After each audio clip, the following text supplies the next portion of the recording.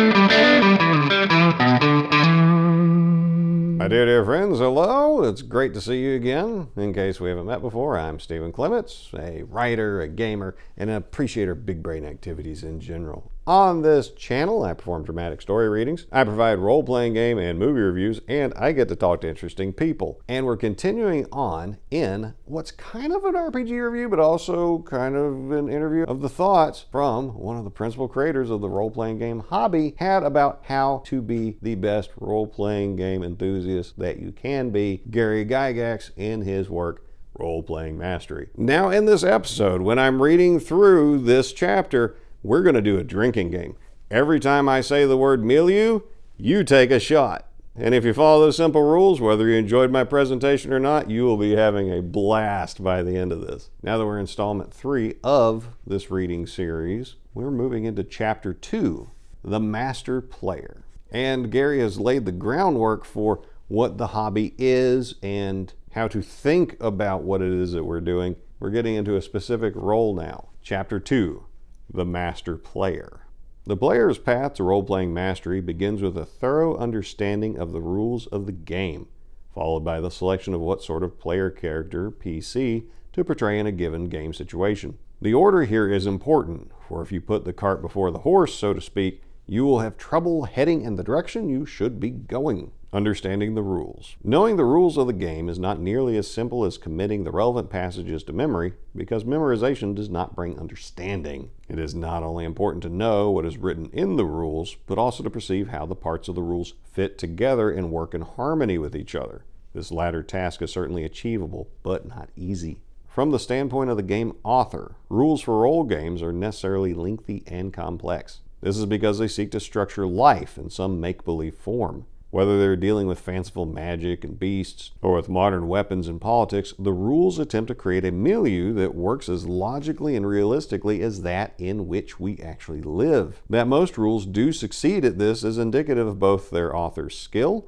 and the desire of the participants to be entertained by adventures of the make-believe sort. Because of the incredible scope of any RPG, the rules for a given game are usually either too short or too long. Imagine trying to describe life to another person, trying to detail 20th century society in writing in terms that will enable the reader to understand and function within that society. This may not be a horribly difficult task if you're communicating with one of your contemporaries. His frame of reference and yours are pretty much the same before you start. But what if the reader is a 17th century American colonist? The problem is further complicated by another factor.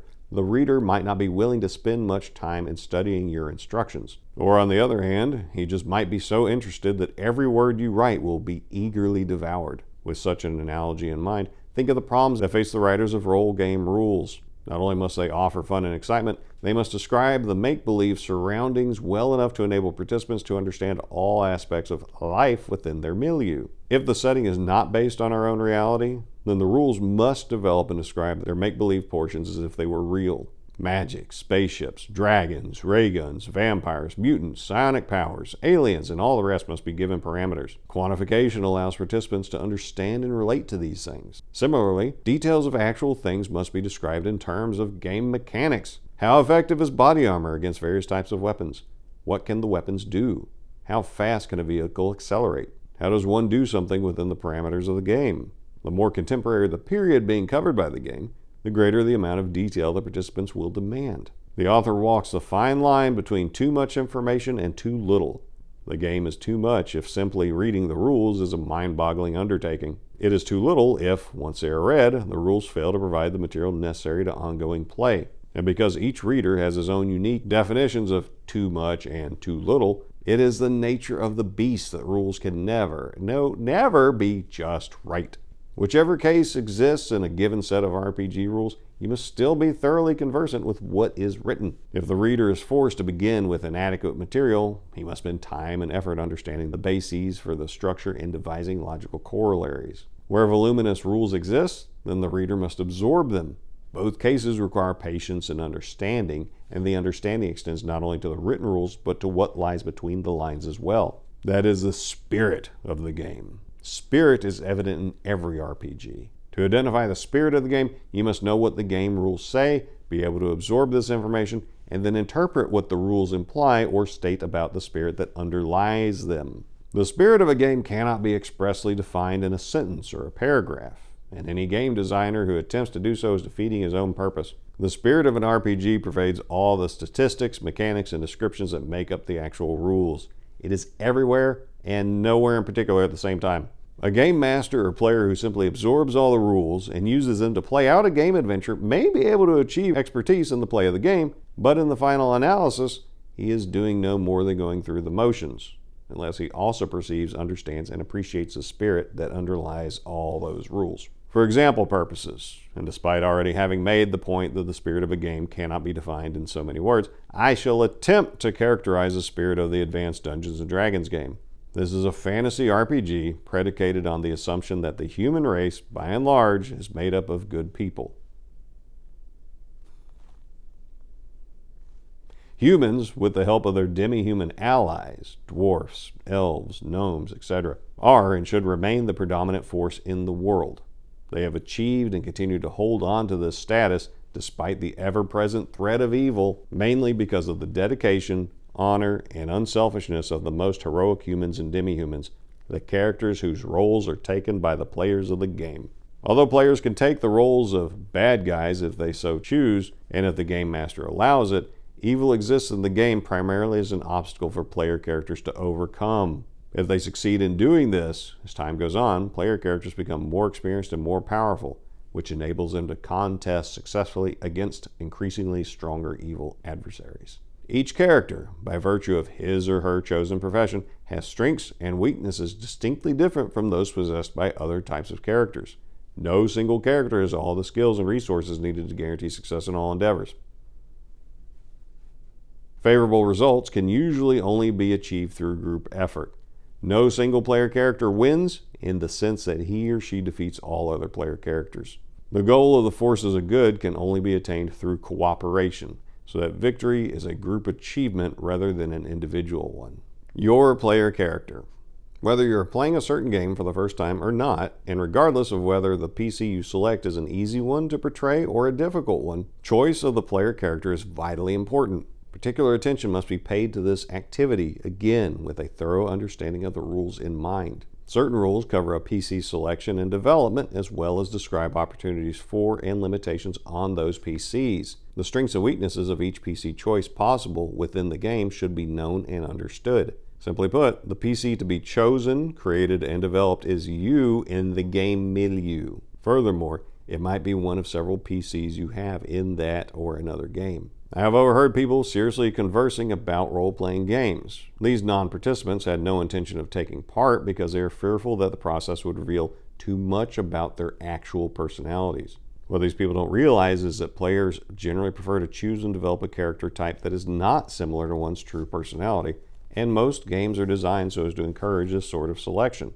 A master gamer will understand that one of the most intriguing aspects of RPGs is the opportunity to portray a character that bears no resemblance to his actual persona. In some cases, depending on the particular game or the result the player desires from the activity, it may be appropriate or even necessary to reflect one's true self in the choice of a PC, but the general statement still holds. It is always useful to explore the game system by playing different types of characters. Not simultaneously, of course, but at different times. Play develops knowledge of the game, and playing various types of player characters broadens the participants' understanding of the workings of the game system. For instance, any enthusiast desiring to become a master of the AD&D game system should have played extensively each of the character types provided in the player's handbook and unearthed arcana, as well as participating as a PC of non-human stock, dwarf, elf, gnome, etc. Between experiencing the play of one's own characters and observing the play of other character types by associates, the knowledge gained will enable the participant to be expert at least with respect to his grasp of the approaches to problem solving offered by the classes and races of the game. Some inferences about the goals of a specific game system can be drawn from an examination of the types of characters available for players to portray, and from a deeper look into the fundamental structure for the selection and development of PCs. The different character types may be defined by profession, with little or no crossover in skills from one profession to another. For instance, the fighter and the magic user are two of the character professions in the AD&D game. The fighter is unable to cast magic spells and relies mainly on his strength and weapon prowess, while a magic user is quite the opposite, a character who can cast spells and whose skill in this area is far superior to his physical skills.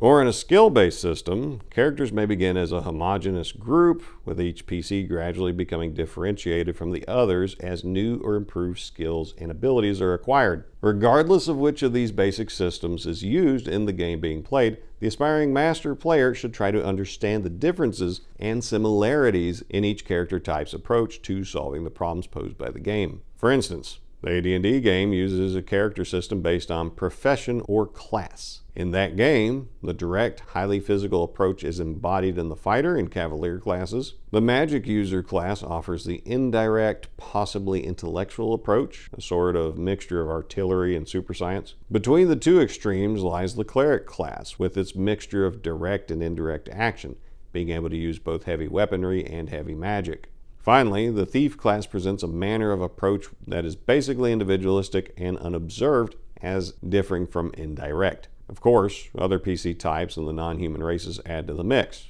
If the AD&D game has a single obvious shortcoming, it is the attempt to present so many facets of the whole world to its participants that players lose sight of the reason for all these classes of PCs. Because the game is so extensively detailed and reflects a fantasy milieu in world-scale terms, there is no meaningful level of character success that is achievable with respect to the world community. That is, no matter how powerful a PC becomes, the choices for the player are but two: continue to use the character as an adventurer, or retire the character from active play and have the figure become a tool for use by the game master, GM.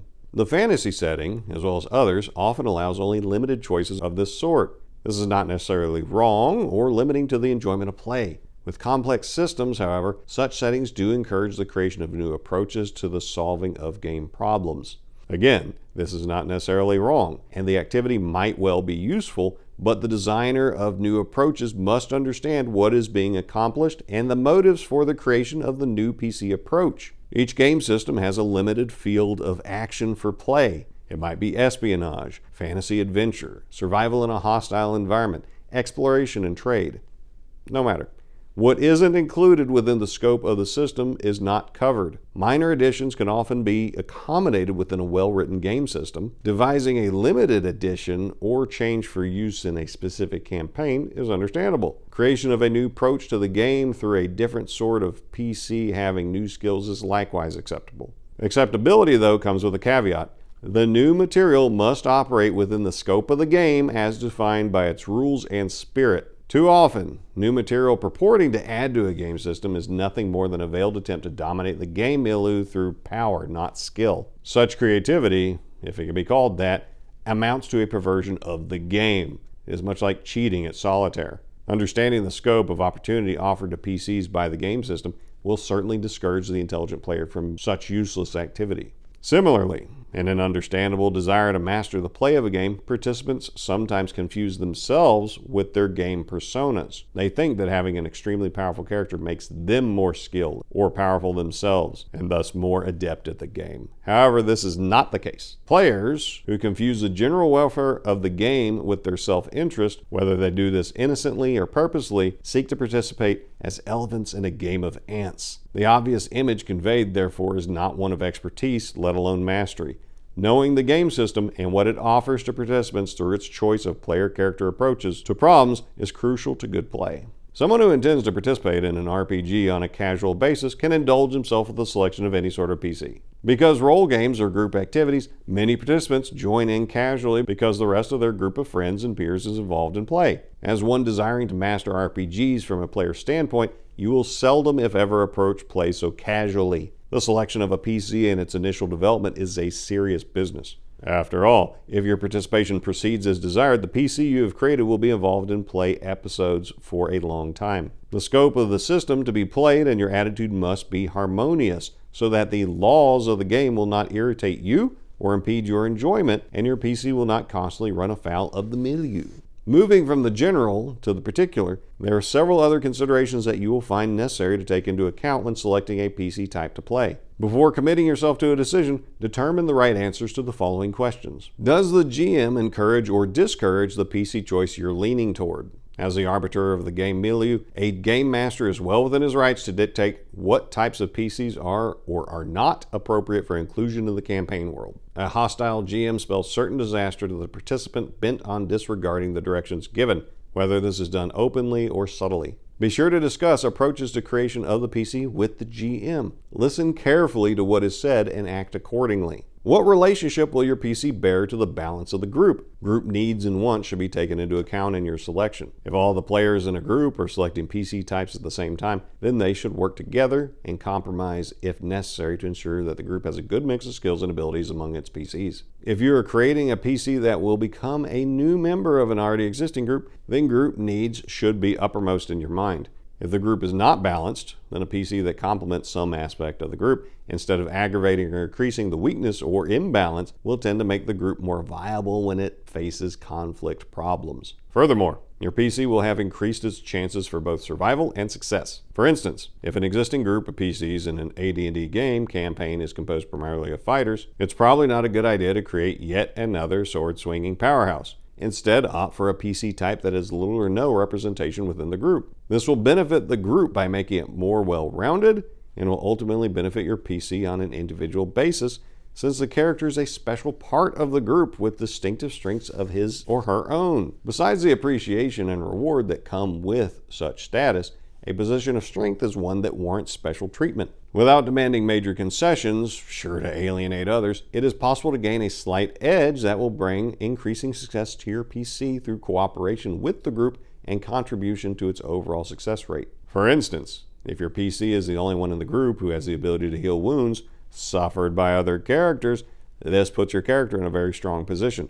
He will be seen as a valuable member of the group and will be appreciated, as long as he uses his healing power fairly and generously without showing favoritism or requiring unreasonable compensation from those who benefit from his services. 3. Do you really have the proper mindset to play the particular game persona at this time? While it isn't possible to perform at peak levels at all times, an uninteresting or a distasteful PC is sure to lower your performance drastically over a long period of time. This might be acceptable in a casual episode in which experimentation and aberration are of no import, but it is quite destructive in an ongoing campaign. You will not gain enjoyment. The others in the group will have theirs hindered because of your imprudent choice, and the whole level of the campaign could suffer.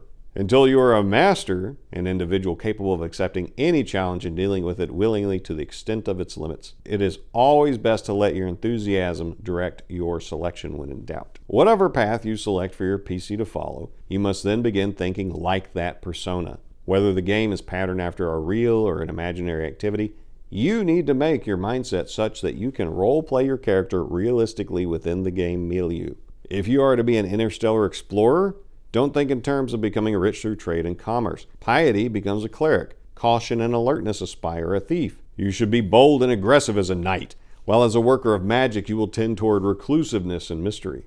The rules and spirit of the game tell you what you can and cannot do in general and somewhat concrete terms, but it is very much up to the individual to take on the role of the PC and play it well. In addition to delineating a field of endeavor for a PC, some game systems allow for selection of a race or species other than human for the PC. This can be a so-called demi-human, such as a dwarf or an elf in a fantasy setting, or it can be some alien creature type in a science fiction milieu. Whatever the selection of races or species presented, the choice facing the player is quite similar to that of profession or skill grouping. There will be advantages and drawbacks to each potential selection. The rules must be understood, and all the decisions that pertain to profession or skill area should be made prior to selecting a PC's race. If you simply must play a magic user in the AD&D game campaign being developed, then your character cannot also be a dwarf, because the rules of the game prohibit dwarves from being magic users and vice versa. The inclusion of choices for race and species in RPGs is simply another method of allowing participants to explore the possibilities and solve the problems of the system. It is worth noting that the play of a non-human, dwarf, elf, alien, is more difficult than that of a human when considerations of good role-playing are borne in mind, because obviously none of us is actually a non-human in real life, and thus we do not have any frame of reference to use as a foundation when we try to roleplay such a character. Player-character gender is not usually an important consideration. Whether the character is male or female, or other, if extraterrestrial, the sex of a PC is only meaningful to the degree to which stress is placed upon gender in the particular campaign milieu. Granted, some RPG rules have small differentiations for sex, but these are quickly grasped by an astute participant and are usually merely minor details. The only real considerations that must be dealt with are those of group dynamics and the ability of the player to role-play the gender selected properly. 4. Last, we come to the moral and ethical bent of the PC, often referred to as alignment. Does the RPG deal with the concepts of good and evil, order and chaos? The answer will affect the choice of character activity expressed by its fields of endeavor. The AD&D game system, for example, features a fairly extensive treatment of moral and ethical approaches to PCs and other beings in the system. It does so to promote distinctions among groups, to assist the dungeon master, this game's term for a GM, in developing the campaign milieu, and to remind participants how to roleplay. Because a game is not reality, participants tend to allow situations to cause great swings in alignment that are not typical of real persons, who have developed their perspectives and had them ingrained during years of real-life experience. Other than the reasons just described, and the need to make stark the villains and highlight the heroes, there is little or no need to deal with such concepts within the game framework. The play group, game master and players, will exert the ultimate influence with respect to alignment or unacceptable behavior of PCs. If the game involves players portraying a group of military personnel seeking survival in a hostile environment, aggression and active self-defense are necessary attributes. Similarly, action-adventure is the stress most frequently given to role games. With such considerations properly placed at the foundation of the activity, play within the game environment is simply based on the situation presented. It is neither wrong nor condemnable to act the part of a character who by the social and cultural standards of our society is bad, evil, or wrong. When all is said and done, games are not reality or actual life. Get out of your combat wheelchair. It makes as much sense to vilify an actor for playing the role of a villain as it does to say that a participant in a game who has a PC whose moral standards cannot be called good is engaging in some form of wrongdoing. Master role-playing gamers easily separate the difference between play and reality. In fact, even novices can do so without much difficulty. Alignment is an aid to the participants in order to define roles and to enable the players to better play their characters. Its function is clear when the decision of PC selection needs to be made. Mindset, GM preference, and group predominance will modify this choice to some extent. Otherwise, there is no particular meaning with respect to this aspect of the RPG system. Knowing the whole of the system and studying carefully that portion of the rules that deals with the creation and advancement of player characters gives the participant a great advantage when choosing and developing a PC. Since the game persona is created to serve in a lengthy series of play sessions, the campaign, care must be used in selection of professions or skills, race or species, gender, and alignment of the new PC. Above all, the player must be enthusiastic about long-term participation in the game with the chosen PC. Achieving mastery as a player is a step-by-step process in more ways than one. First, a certain PC type must be selected and played as faithfully as possible within the framework of the milieu, meeting or sidestepping each of the game's challenges as they present themselves according to the characteristics of the PC and the inclination of the player. Then the aspiring master will branch out, trying his hand at role-playing a different kind of PC to discover firsthand how the opportunities and challenges in the game differ for that character. As the would-be master portrays more and more different character types over the course of time and involves himself in different campaigns as well, he develops an overview of how the game system accommodates and restricts each PC type. Study and analysis of the system are part and parcel of play. And the more varied the roles undertaken by a participant, the better equipped he or she becomes to fully comprehend the game system and utilize all it offers to enhance enjoyment of play. Such enjoyment extends not only to the individual player, but to the group as a whole. Steps to role-playing mastery. Here's a brief review of the steps that must be taken on the path to becoming a master player. Although they need not be taken expressly in the order given, some of these steps obviously precede others. For instance, knowing the rules of the game necessarily comes before role-playing your character fully and correctly. 1. Study the rules of your chosen role-playing game. Being intimately familiar with the rule structure is essential to understanding what you're doing, and understanding is the foundation of mastery. 2. Learn the goals of the game. In other words, understand what the role of the PCs is in the game environment, the responsibilities and obligations of the player characters around whom the game world revolves. This is not the same as knowing what your individual role as a PC is. That's covered in step 9. 3. Discover the spirit of the game and make it your credo in play. The concept of spirit is defined in the foregoing text. Although the goal of a game may be contained within its spirit, the spirit of the game usually goes deeper. Perceive it, understand it, and have your PC live by it when you engage in play. 4. Know the genre in which the game is set and study it often. If your PC is to act as though the game world is his or her native environment, then you as a player must feel comfortable and at home in the genre of the game. You cannot have a meaningful experience in a fantasy RPG without being familiar with the genre of fantasy as described in myth, legend, and literature. Likewise, background knowledge in science fiction, modern-day espionage, or the exploits of comic book heroes is vital if your game is set in one of those genres. 5. Remember that the real you and your game persona are different. An obvious fact, restated here for emphasis. The you of the game milieu is entirely different from the you of the world you actually live in, even if your PC happens to possess many of the traits present in your own personality and behavior patterns. And, just as obviously, the same goes for all the other players and PCs in the group. 6. Know your team's PCs and those who play them. The only way to get along in a group is to be familiar with the other members of the group. Take the time to learn about the other PCs and the players who control them, so that you can understand and appreciate their intentions and methods, and in doing so, become a more useful and integral part of the group yourself. 7.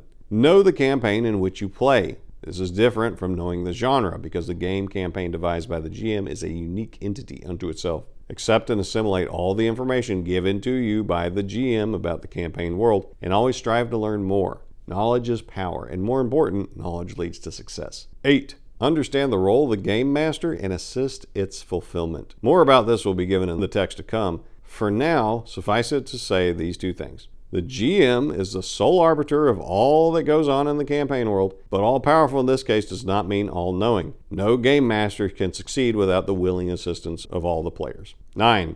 Role-play your character fully and correctly. Make sure that your actions, decisions, and behavior as a player are faithful to the role of the PC you are representing. When you have a trait or a tendency your PC does not possess, do your best to keep that aspect of your personal makeup from surfacing during play. 10.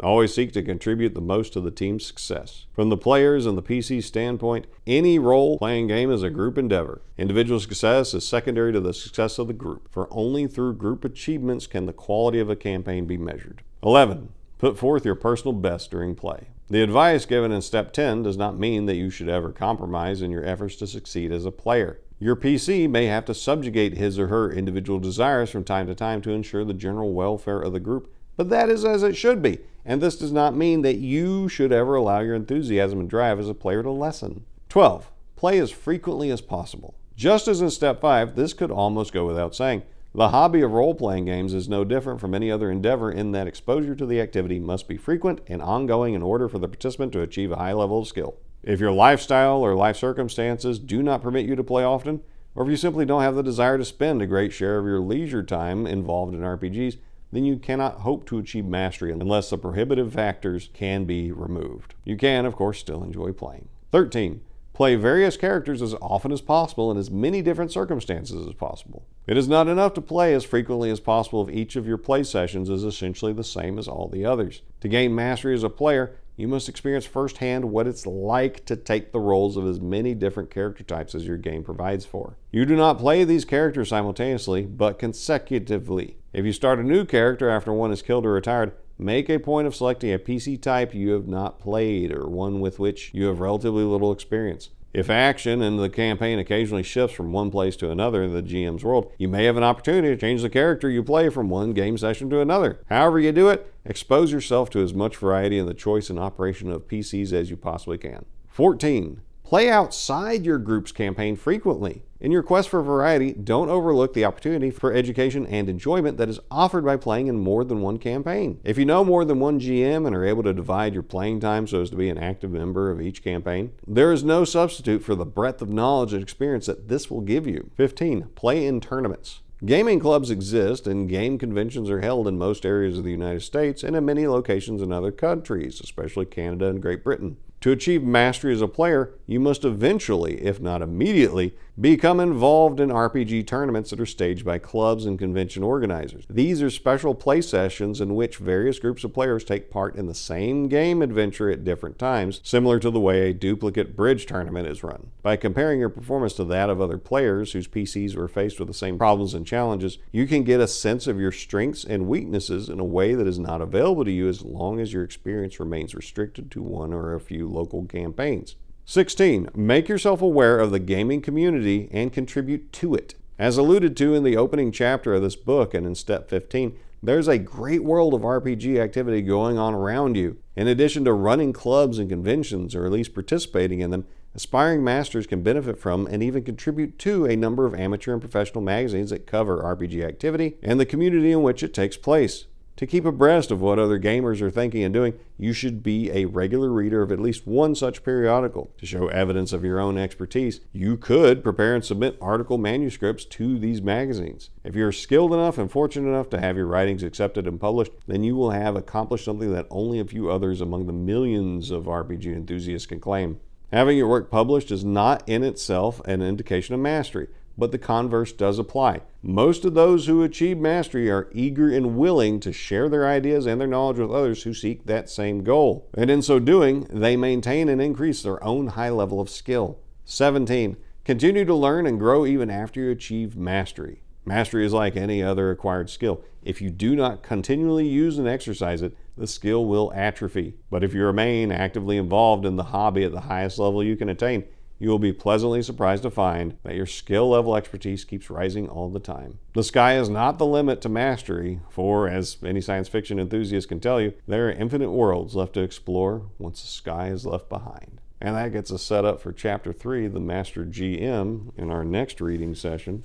Hopefully you found that interesting, as I did, and I'd like to offer a couple thoughts to go with it when it comes to playing a variety of different character types. A rule I used to use with my regular gaming group when I was a teenager was that if your current character died or went missing or was out of play permanently for whatever reason, your next character had to be from a class and perhaps race substantially different than the one you were just playing. So if you were just playing a fighter, showing back up with a ranger, that was a no-go. You had to show up with a magic user, a cleric, a psionicist, something to make you stretch what you were used to doing in the game. Something that forced you to look at the same game problems from different angles and with different tools at your disposal. And I'd like to think that that really helped contribute to us being pretty damn good players. And when he was talking about periodicals, I thoroughly enjoyed, as a younger and then teenage man, having a subscription to Dungeon Magazine and to Dragon Magazine, because these things were full of different varieties of adventures written by quite the variety of authors. Some, like Chris Perkins, showed up in issue after issue, and he's still involved in the role-playing game industry to this day. Some adventures were a one-off by a guy who had a story that he thought other people would enjoy playing through, and it was good learning from all of them, the different ways you could do dungeon design and challenge setup, and different ways you could set up your maps, your encounters, where the action could take place, what kind of NPCs there were. And so every other month I got about 4 to 6 different dungeons going into my head because I read every one of those issues. And with Dragon, every month you got an issue with articles from both amateurs and professionals alike talking about different aspects of the game, maybe fleshing out part of this world, looking at a different way of handling this system. Because while I played the most AD&D 2nd edition, I didn't particularly like how the cleric spheres of spells that they could pick from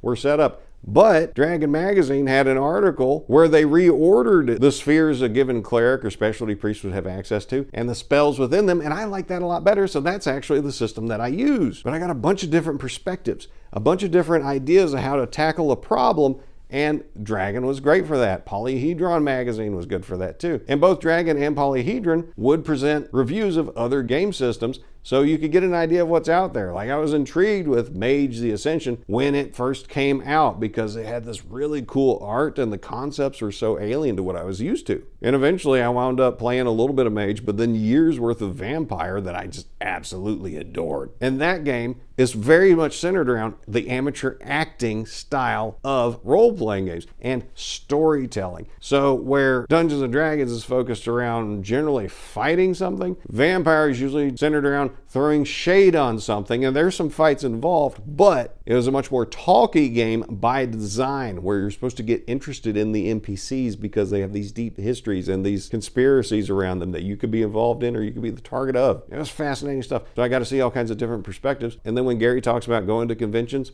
do it. Playing as many games as you can. See how different people run games. It's a really good way to see how you can fit and contribute to the success of a game. Well, those are my thoughts after this review of Chapter 2, Player Mastery. What are your thoughts? I'd love to hear them, so please drop them in the chat. And while you're typing down there, remember to like, subscribe, and share this to members of your group to help give them other perspectives on how they can get good at role-playing games. Well, my dear friends, I hope you've enjoyed this trip down Gary Gygax's philosophical trail as I have. And until next time, I wish you nothing but the best.